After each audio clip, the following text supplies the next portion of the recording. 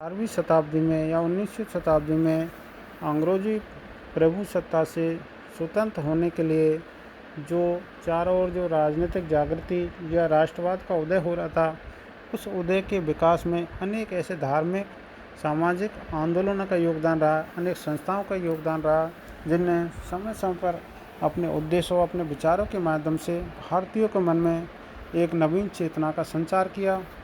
उन्हीं में प्रमुख रूप से हम ब्रह्म समाज को ले सकते हैं।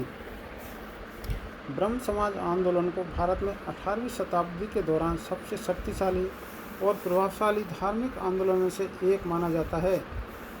कलकत्ता में अपनी यात्रा शुरू करते हुए समाज ने जल्द ही भारत के अन्य हिस्सों में अपने विचारों का प्रचार प्रसार किया। यह विचार एक अवधि में फैला था जब ब्रिटिश शासक पूरे भारत में भारतीय रेलवे की पहुंच का विस्तार कर रहे थे और संचार प्रणाली में बहुत सुधार हुआ था। आसान संचार की मदद से ब्रह्म समाज आंदोलन ने पंजाब, सिंध, बॉम्बे और मद्रास जैसे अन्य प्रमुख क्षेत्रों में अपने विचारों को तेज़ी से प्रचार प्रसार किया, उन्हें फैलाया। 1846 ईस्वी में ब्रह्म समाज की एक शाखा ढाका में स्थापित की गई और 1850 और 1860 के दौरान कई युवा बंगाली ब्रह्म समाज से प्रभावित हुए। 1860 के दशक तक दक्षिण भारत में ब्रह्म समाज का प्रभाव फैलने लगा। श्री डालू नायडू नाम के कुंडुलोर के एक विद्वान और सुशिक्षित ब्राह्मण ब्रह्म समाज की विचारधारा से प्रभावित हो गए और वे ब्रह्म समाज के बारे में और जानने के लिए कलकत्ता चले गए। ब्रह्म विचारधारा का अध्ययन करने के लिए एक वर्ष बिताने के बाद नायडू दक्षिण भारत लौट आए और ब्रह्मों के दर्शन को फैलाने के लिए खुद समर्पित किया। हालांकि शुरू में नायडू को महत्वपूर्ण सफलता नहीं मिली, लेकिन 1864 में केशव चंद्र सेन की मद्रास यात्रा ने मद्रास में ब्रह्म समाज के निर्माण में बहुत मदद की। 1860 के दशक में उत्तरार्ध के दौरान नायडू ने नाम और सामग्री दोनों ब्रह्म समाज में परिवर्तित होने से पहले ब्रह्म समाज की स्थापना पहली बार मद्रास में वेद समाज के रूप में की। नायडू ने भी पूरे दक्षिण भारत की यात्रा की और दौरा विश्वामी आयंगर की मदद से ब्रह्म समाज की नई शाखाओं की स्थापना में मदद की। ब्रह्म समाज की स्थापना सलेम, कोयम्बटूर, बेंगलोर, मैंगलोर आदि स्थानों में की गई थी। ब्रह्म समाज ने कई सामाजिक और धार्मिक सुधार आंदोलन का नेतृत्व किया।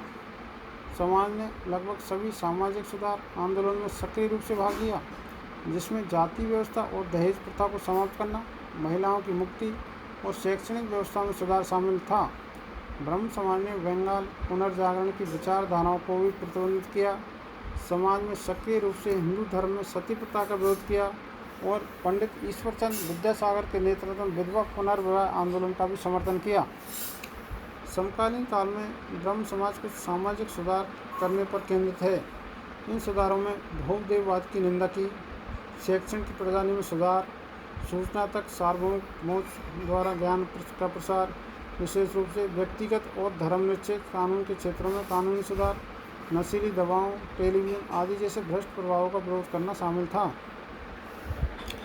ब्रह्म समाज का सिद्धांत राजा राममोहन राय द्वारा प्रतिपादित किया गया था और बाद में समाज के अन्य सदस्यों द्वारा समृद्ध किया गया था।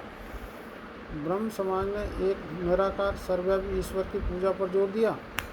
राममोहन राय ने कभी यह दावा नहीं किया कि उन्होंने हिंदू धर्म के अलग एक नए धर्म की स्थापना की थी। हालांकि उन्होंने हमेशा हिंदू धर्म की बुरी प्रथाओं का विरोध किया। राममोहन राय ने अपने विवाद को सही ठहराने के लिए स्क्रिप्ट के स्रोतों का जोरदार तरीके से हवाला दिया कि सती को हिंदू कानून की आवश्यकता नहीं थी और इसके बजाय एक गलत उच्चारण था। उन्होंने सती को कथित हिंदू धर्म का उदाहरण बताया।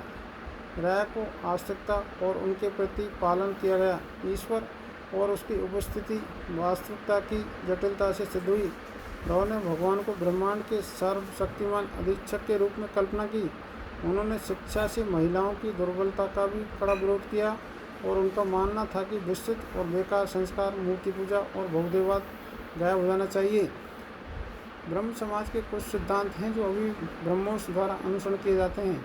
ब्रह्म समाज के सदस्यों को अधिकार के रूप में किसी भी शास्त्रों में कोई विश्वास नहीं है। उन्हें अवतारों में कोई विश्वास नहीं है। वे बहुदेववाद और मूर्ति पूजा की निंदा करते हैं। वे जाति प्रतिबंधों का विरोध करते हैं। वे कर्म और पुनर्जन्म के सिद्धांतों पर विश्वास करते हैं। ब्रह्म समाज ने भारत के पुनर्जागरण में एक महत्वपूर्ण भूमिका निभाई और भारत में आधुनिक सोच की अधिकांश जड़ें ब्रह्म समाज आंदोलन में वापस आ सकती है। 18वीं शताब्दी के अधिकांश प्रसिद्ध और प्रख्यात समाज सुधारक और विचारक प्रत्यक्ष या अप्रत्यक्ष रूप से ब्रह्म समाज से जुड़े हुए थे। नोबेल पुरस्कार विजेता रविन्द्रनाथ टैगोर ब्रह्म समाज के प्रकाशकों में से एक थे।